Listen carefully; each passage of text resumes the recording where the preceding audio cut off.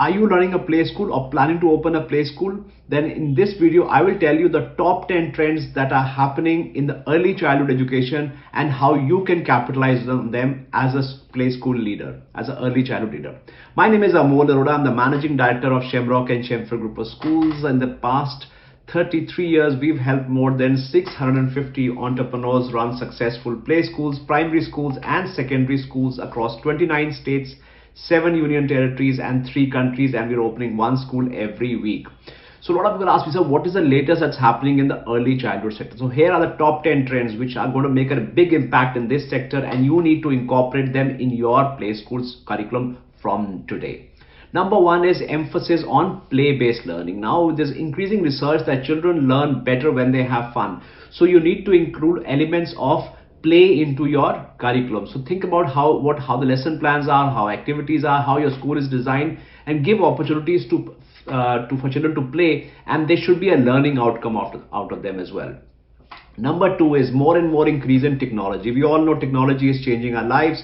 So technology is becoming more and more important. And how do you use it as a play school leader is you can use it for a teaching resource to supplement what the children are learning. So as a resource to help children grasp the concepts much better, which could be resources, tablets, videos, any form. Second is for better communication. For better communication means communication with the home, with parents, and on social media with the community at large as well. And also for better administration, you can use technology. So 3 ways in which technology can be used in early childhood space.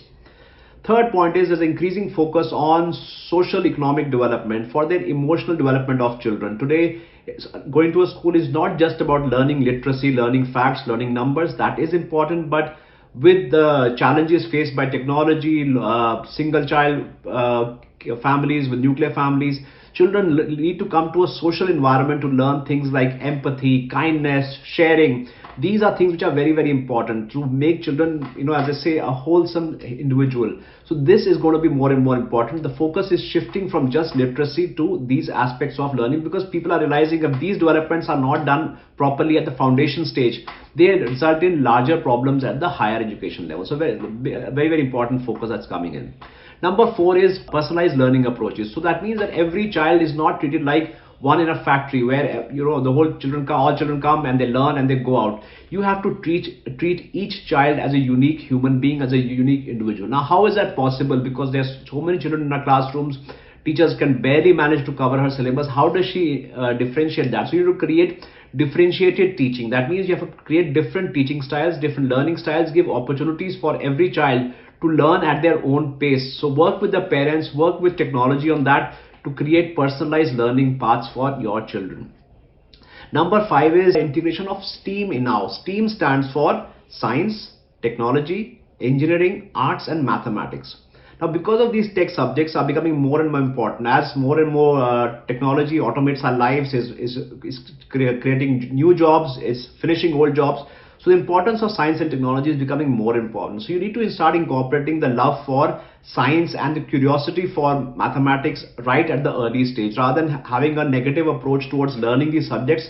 When you build a positive approach towards these subjects, children will go on to be more curious and automatically have a positive intent towards learning more of the STEAM subjects. Number 6 is outdoor and nature-based learning. We all know that when you go out in nature, when you go to a walk, how it makes us feel good. We feel more at peace. It's natural. It's good for our eyesight. It's good for our lungs.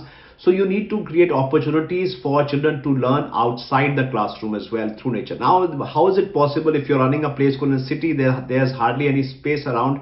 So you need to create opportunities for children to go out in the park. Even the driveway in your school can be created into a mini lawn. Let the children explore the outdoors. There could be a park near your school. So if you don't have a garden inside your school, it's fine. You can look for a park and children can be taken there when the weather is fine in a safe environment. Because during the daytime, parks are mostly empty. They are mostly used during morning time, for morning walkers, evening, the children who are playing. But in the school hours, they're largely empty. So you can take children outside the school campus as well. So look for opportunities, and again build in learning into these, build learning opportunities into these outdoor-based learning.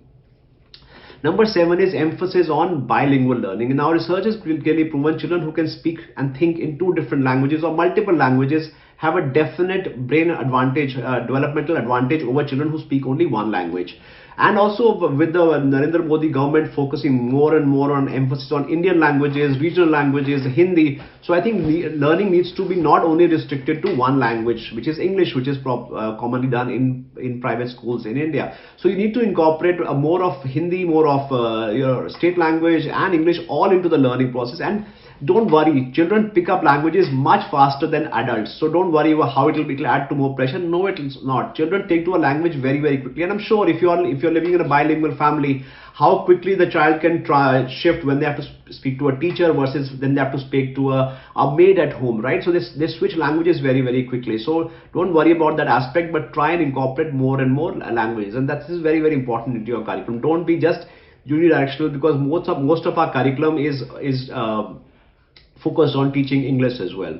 Which comes to the next point is importance of involving the parents and community as well. So when you're doing this, a lot of parents may feel that why are you teaching Hindi, or why I want my child to learn only English, and we have a colonial mindset where we think English is the only way forward.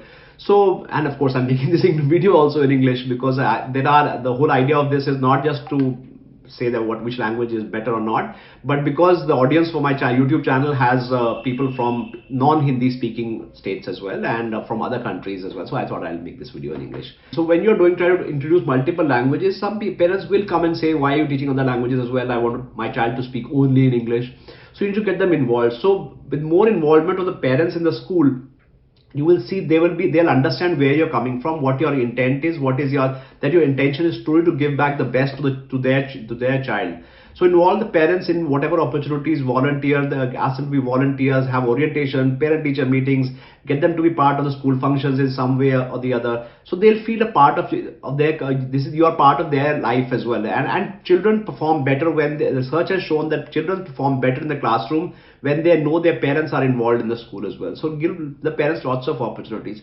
Also involve the community as well. The community has a lot to offer the school, and then they want to give back. Most communities do want to give back to the schools in their area. So give them an opportunity to be in their school, and it's a good branding opportunity as well, because those people who are part of your school, if they are shopkeepers, local businesses, they will spread a good word of mouth in the community about the good work that you're doing. So you use this opportunity.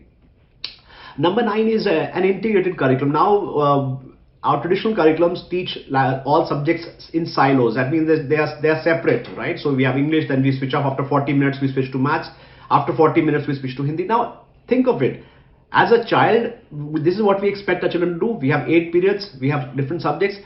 If you are going to work and I told you, okay, 40 minutes, do this. Now stop. Now do something else. Stop. Do something else. You would go crazy after every day doing that, right?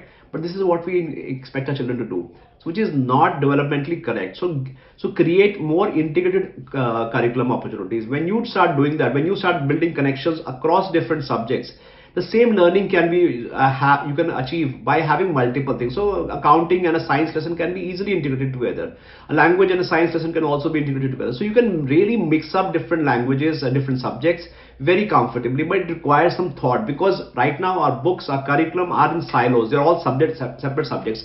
So you need to give time to the teachers. Or if you've taken a franchise, a good franchiser will give you a curriculum which is integrated. So for example, for our LKG book, we have a single book which teaches all subjects except for regional languages. So one, it's integrated, so child doesn't have to switch between the subjects. Also, it lightens the bag of the child, because the child is just carrying one book per quarter, and when he or she is finished, he moves to the next book. So I think the good franchiser will give you an integrated curriculum. That's one of the benefits of franchising as well. And of course, if you're serious about opening a school, I hope you have attended my webinar on how to open a successful school. If you've not, the link is given in the description below. Click on it. It's absolutely free. I'll cover the A to Z of what it takes to open a successful school. And finally, the last point is, which is a trend that's coming up, is more and more hands-on learning. So children learn from there are different kinds of learners in a classroom. The most common are 3 kinds are VAK. So visual learners who like to read. If you recall your own childhood, there were people who look at something, read something and learn. There were audio learners who would repeat and keep repeating by speaking it out, and then those are auditory learners. And third one are the kinesthetic learners, which learn through touch and feel. So you need to build more and more opportunities. Unfortunately, currently our curriculum is more about the teachers verbally saying and writing on the blackboard. So it addresses only 2 of them, the V and the A. The K are ignored. So you need to build on more hands-on learning, and it reinforces that. So there's no child who is only a V child, a child, or a K child. Everybody has mixed proportions of that. But when you have a learning style, a teaching style which covers all three, the VAKs, you will have a wholesome learning experience for the child, and the child will learn that concept very naturally and never forget that concept, and it will be done in a stress-free manner. So I hope these 10 trends that I was talking about, I'll review them once again, were useful for you. Please do like this video. One is emphasis on play-based learning. Second, incorporation of technology in the classroom. Third is focus on social economic development of the children. Fourth is personalized learning approaches. Fifth, integration of STEAM. Now, sixth is more outdoor and nature-based learning. Seventh is emphasis on bilingual and multilingual education. Eighth is involvement of the parent and the community. Ninth is integration of development of integrated curriculum across all subjects. And 10th is emphasis on hands-on learning. So I hope this video was useful. I'll see you in my webinar, because in my webinar, if you have any questions, I'll answer them live for you. So I hope this video was useful. Do give a thumbs up below so I know that you enjoyed this video. Wish you all the best in your school project, and keep learning. The more you will learn, the more your school will earn as well. So wish you all the best.